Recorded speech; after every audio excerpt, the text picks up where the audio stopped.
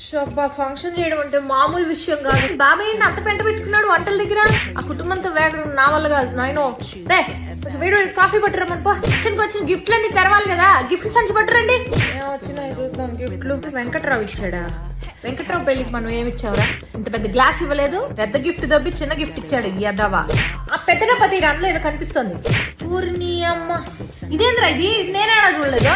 దివాకరమా office లో పని చేస్తాడు కదా. అతిథ్యులు ప్రదర్శించొద్దని చెప్పండి వాడికి. లేదే ఫోటో ఫ్రేమ్ వచ్చాయమ్మా.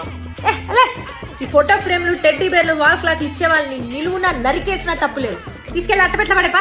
వీడి గంట కొన్నాడా కొట్టేశాడా? ఉల్టాగా పెట్టించాడు. నా తరపు వాళ్ళు మహాపాచాలు రాచుడు ఎంత లక్క పెడతా లాంటి గిఫ్ట్ ఇచ్చారు. నీ తరపు వాళ్ళు ఇచ్చిందే అమ్మా.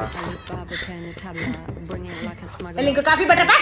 ఎలాగైనా అదిరి చచ్చారు. చెల్లి పెళ్లికి మాత్రం మండపం బయట బోర్డు పెట్టాలరా, బొకేలు నాట్ అలౌడ్ అని. అదే ప్రతి వాడు బొకే తీసుకురావడం, ఊపుకుంటూ వచ్చి భోజనాలు చేసుకోవడం. ఆహా, 10,000 దాకా క్యాష్ ఉంటుందిరా. అసలు క్యాష్ ఇచ్చేవాడు మహానుభావుడు రా, గొప్పడు. దండేసి దండం పెట్టేయచ్చు అంతే. మీ నాన్న ముద్దుల చెల్లెమ్మ పోయినసారి నేను పెట్టిన చీర మళ్ళీ మడత పెట్టి నాకే పెట్టింది. మహాలక్ష్మి తాండవిస్తుంది. ఇలాంటి గిఫ్ట్లు కదా మనం కోరుకునేది. అదిరి చచ్చారు.